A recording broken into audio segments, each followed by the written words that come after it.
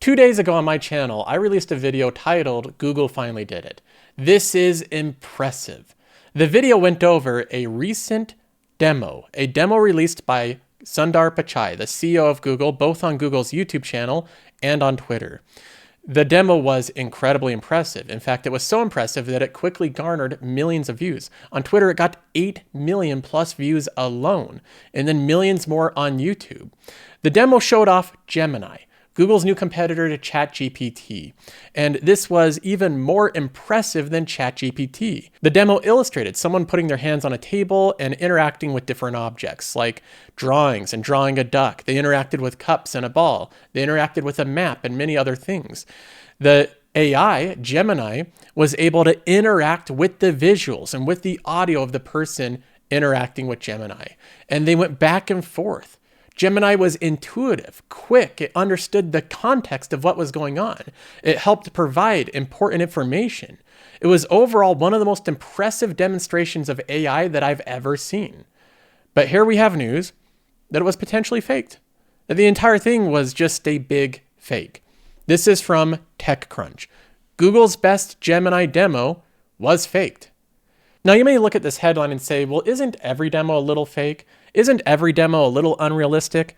And that is true. As a software developer myself, I've created a lot of software, and whenever I make a demo, you want it to show off the best of whatever you created, the best case scenario, the optimal performance.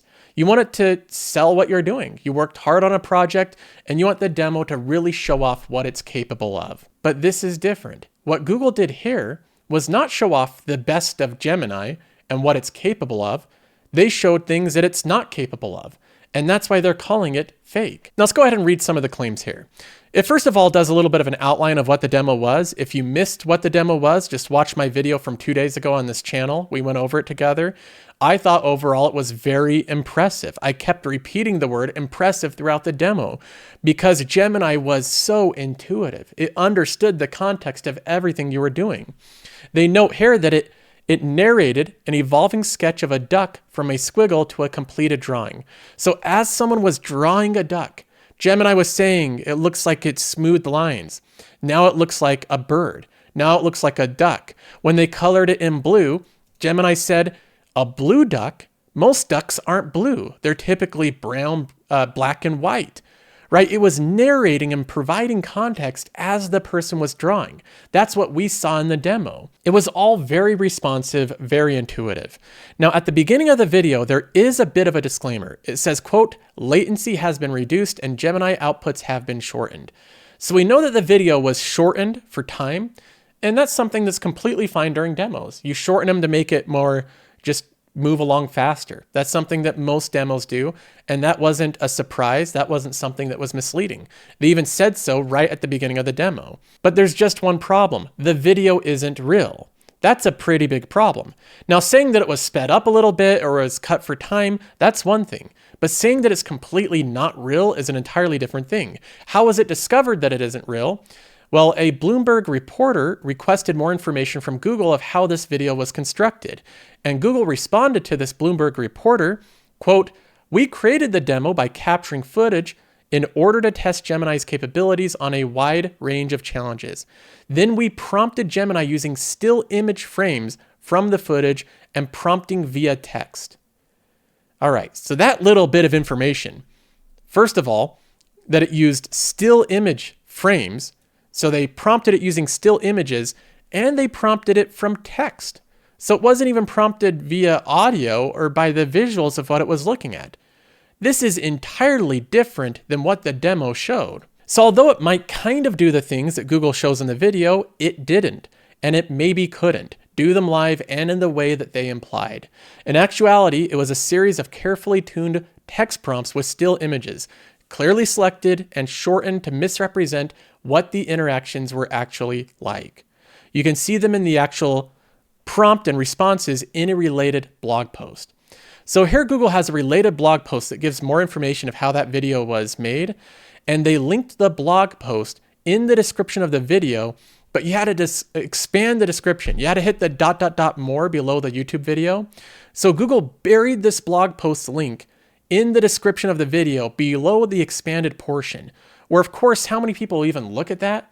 Nobody's looking at that. And Google knows, because they own YouTube, that nobody looks at the expanded portion. They look at things above the fold. So there they have the expanded portion. They buried the relevant context there. And if that's not bad enough, another thing I'll mention is YouTube's not the only way that people saw this demo. They also posted it on Twitter.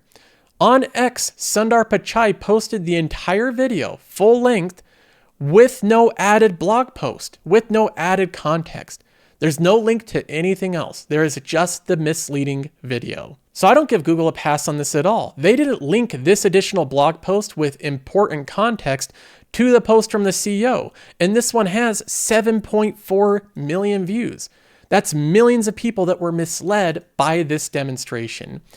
Now, again, you might think, how misleading could this possibly be? We know that demonstrations show off the best of the technology. They show off what it's capable of doing to the maximum extent. Demonstrations are marketing tools, so naturally they're going to have a little bit of a tilt towards showing off the best capabilities of a given product or software. But this takes it a step further. What Google does here is beyond showing the best capabilities, it shows something entirely fundamentally deceiving and different. They say, for instance, at 2:45 in the video, a hand is shown silently making a series of gestures. Gemini quickly responds with, "I know what you're doing. You're playing rock, paper, and scissors." Isn't that cool? That's exactly what we saw. This is from the video.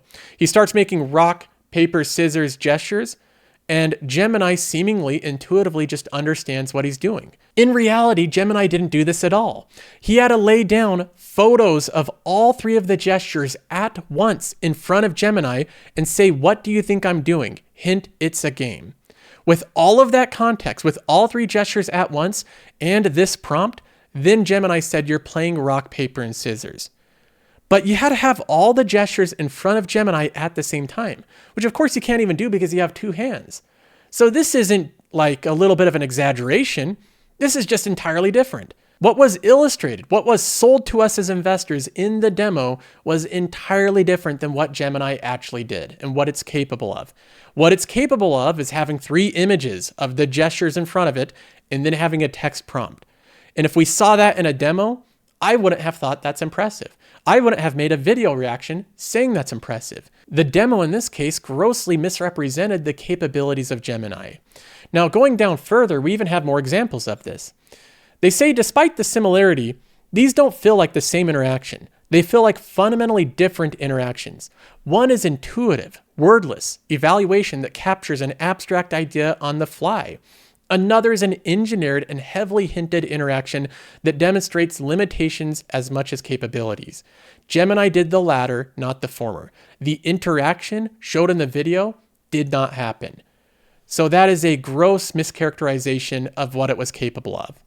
We have another mischaracterization here. Later, there's the three sticky notes with the doodles of the sun, Saturn, and Earth, which are placed on the surface. And then he asks in the demo, is this the correct order? Gemini says no, it goes Sun, Earth, Saturn. This is what actually happened. They laid the three different images on the table, and then they had the text prompt, is this the right order? Consider the distance from the sun and explain your reasoning. See how that is incredibly different than what we were seeing in the demo? In the demo, they just said, is this the correct order?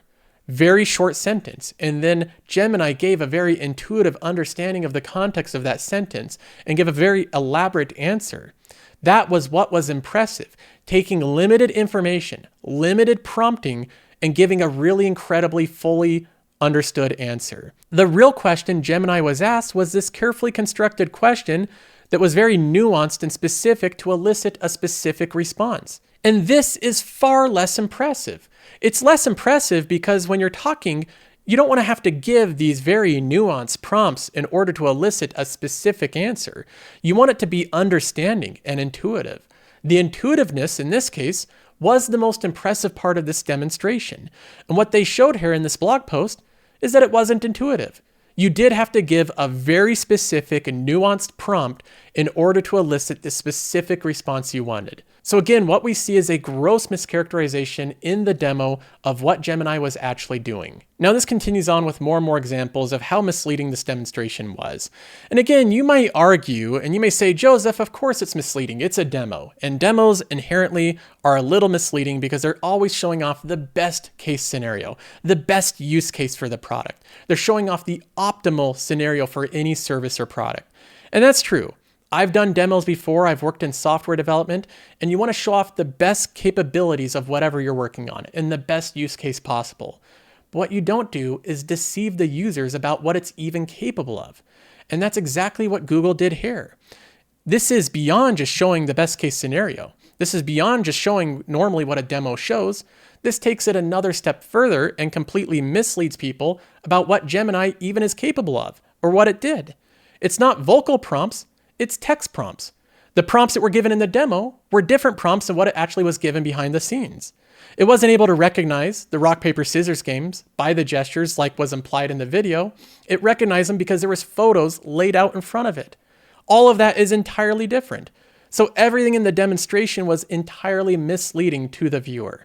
And the accompanying context to it was also hidden from the 7.5 million viewers on Twitter.